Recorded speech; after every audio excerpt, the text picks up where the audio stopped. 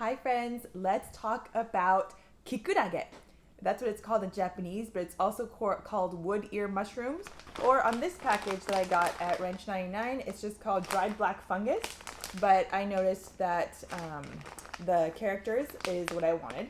It's the wood ear mushrooms, or Kikurage as we call it in Japanese. And my mom and I were watching this show called Tameshite Gatten.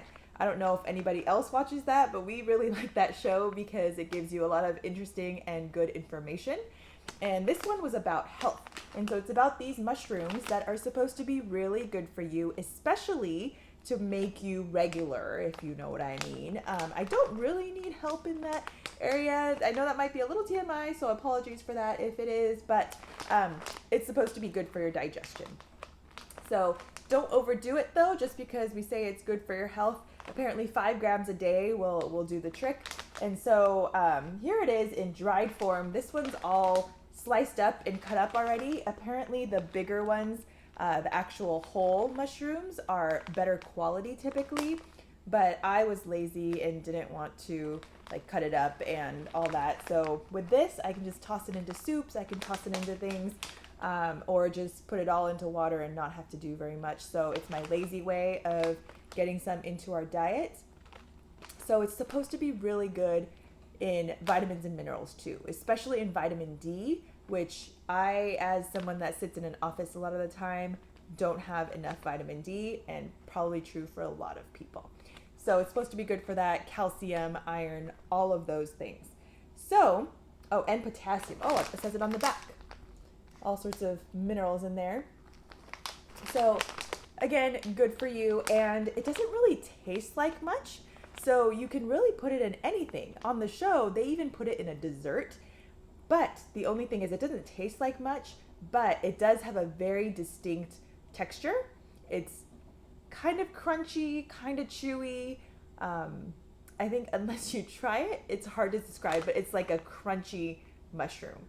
So you've probably had it in Chinese stir fries or other Asian dishes, but I can really put this in anything, and I want to show you a few things that I put it in. So here we go. Let's give this a try. So the first step, if you are not putting it into a liquid, is to rehydrate it and then drain it. So this is what it looks like when it is rehydrated. It looks kind of springy, spongy. It's kind of weird, but this is what it is. And the first method I'm doing is roasting it with veggies. I just figured I'd toss it in there with the same kind of seasoning, cook it, and see what it tastes like. It didn't taste like much, honestly, but you can just mix it in with everything else, kind of like what a stir fry does, where you have the sauces, but just not very saucy. So it's not super recommended, but I figured I would give it a try and see what it would taste like.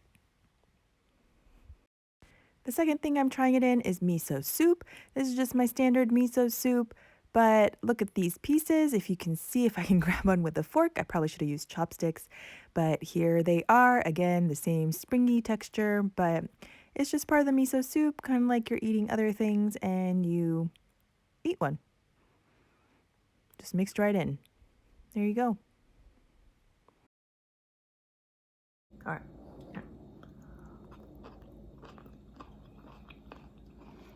You hear the crunchy?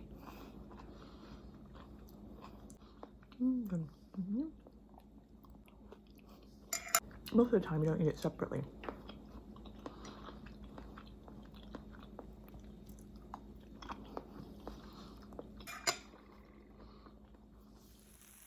The third way is my favorite because it is so good. Don't mind the gyoza that is stuck to the pan, but let's focus on these black pieces that is the mushroom. You honestly can't tell. It's just delicious. All right, well, I hope you learned something about these Kikurage wood ear mushrooms, and maybe you want to try to include some. Maybe you don't. I don't know. Comment, let me know what you think, and if you've tried them and what you've put them in. And if you enjoyed it, if you learned something new, let me know, and subscribe, like, comment, share. You know the deal.